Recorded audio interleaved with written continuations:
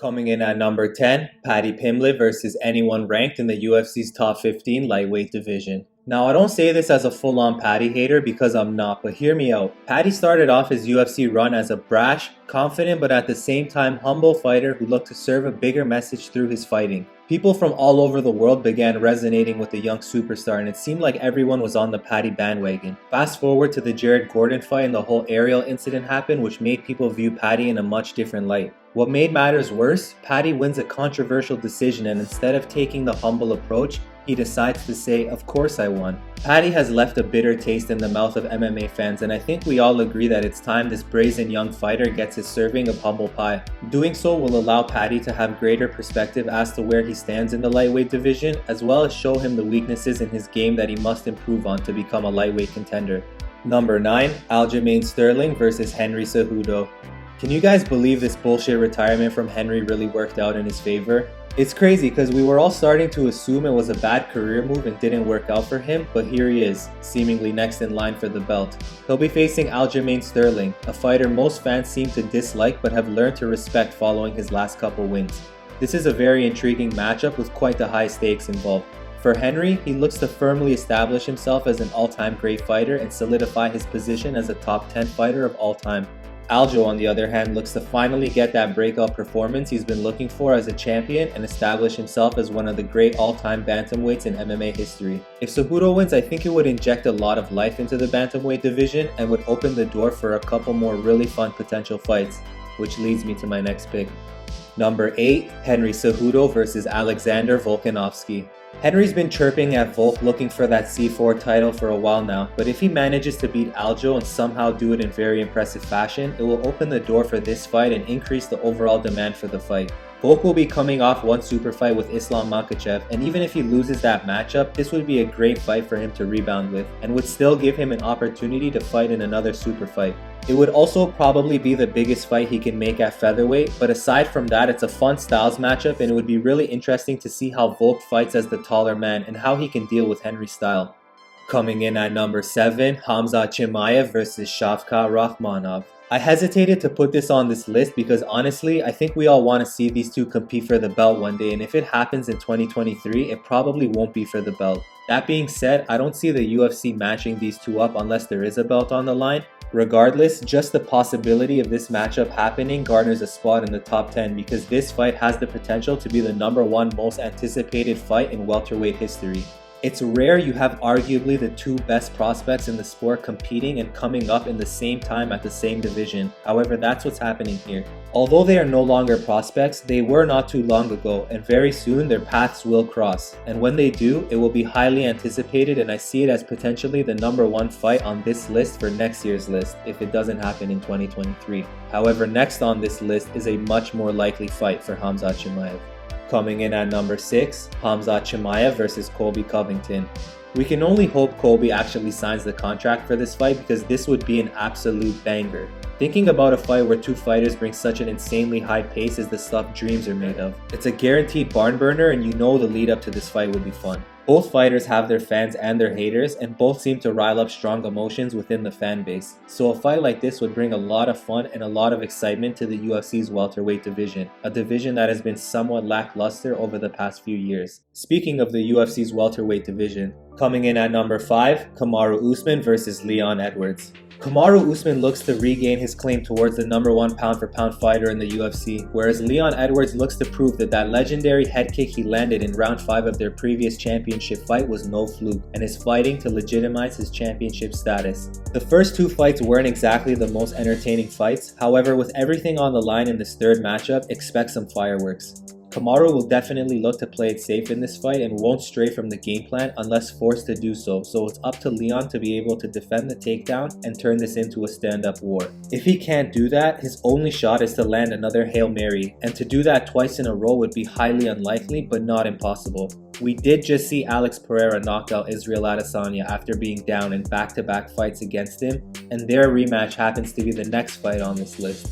Coming in at number 4, Alex Pereira versus Israel Adesanya. Rarely do we see fighters in combat sports face each other 4 times, but this one has a couple things that make it even more rare. The first is that Izzy has lost the first 3 fights, yet there will still be another rematch. and I'm not sure I've ever seen anyone lose 3 fights in a row and there's still being fan demand to wanting to see the rematch. Which brings me to my second point. This is a rivalry that spans across 2 completely different combat sports. One is under a kickboxing rule set, the other an MMA. Alex looks to make it a clean sweep, while Israel looks to begin his own trilogy with Alex in the UFC. Will Israel look to wrestle and grapple more? Will Alex knock him out after being down again? Will Israel check the low kicks in the rematch? The fight has an amazing story behind it, and for a matchup of 2 fighters we've already seen compete 3 times, there is still so much intrigue going into their 4th matchup. At number 3, we have Conor McGregor versus Michael Chandler. We know both these guys aren't exactly riding hot streaks coming into this fight, but come on. Michael Chandler versus Conor McGregor, do I really need to explain this one? It's got everything to be absolute fireworks for as long as it lasts. It would be great for the division if Conor could get a win, but Chandler winning wouldn't be terrible either. He's firmly established himself as one of, if not the top UFC's just bleed fighter, and clearly he's got that Dana White privilege. So if he wins this fight, you never know what could be on the horizon for Michael Chandler. They wouldn't give him another title shot off of 1 win, but he could build on a Conor win with 1 more win in the top 15, and I'm sure the UFC would look to heavily push him towards a title shot. And of course, if Conor wins, you already know he's back in the title picture. Coming in at number 2, Islam Makhachev versus Alexander Volkanovski for the number 1 pound-for-pound fighter in the world.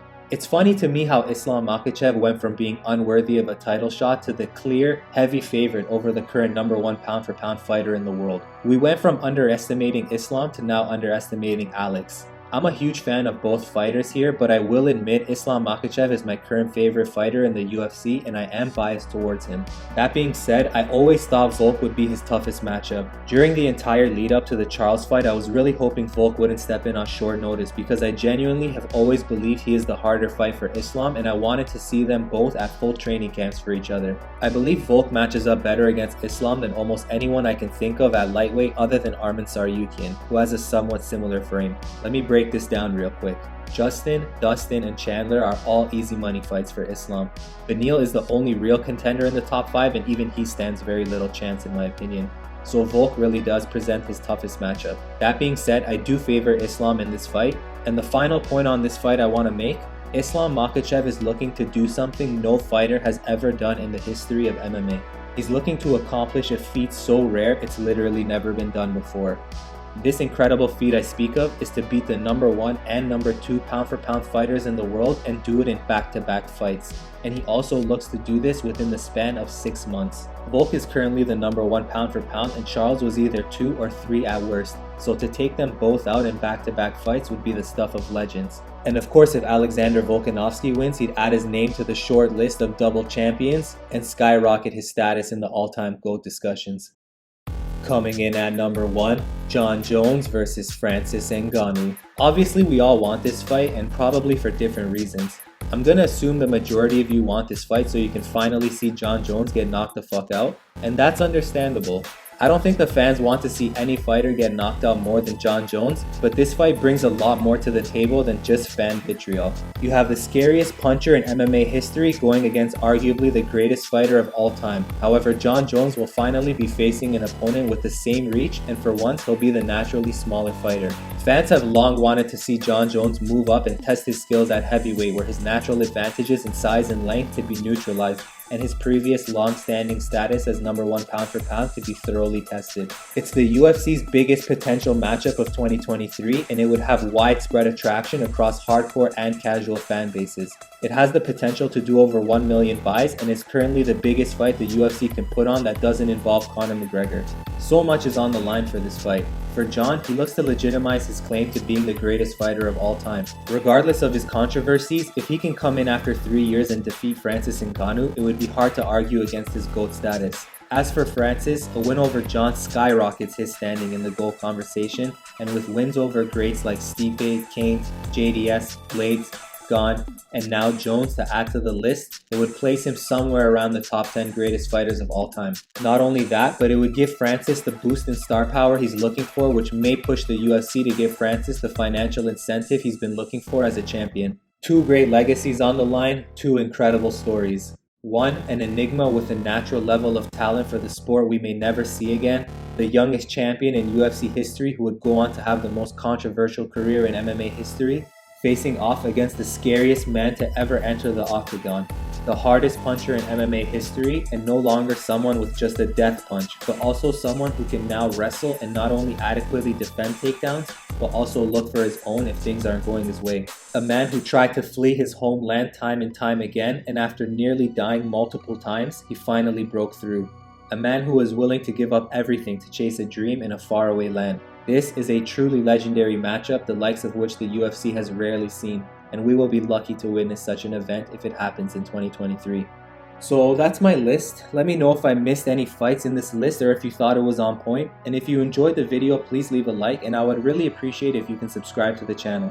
Over 98% of my viewers are unsubscribed, so if you could press that subscribe button, it would really help me out and build my channel. Thank you so much for watching. Until next time, peace.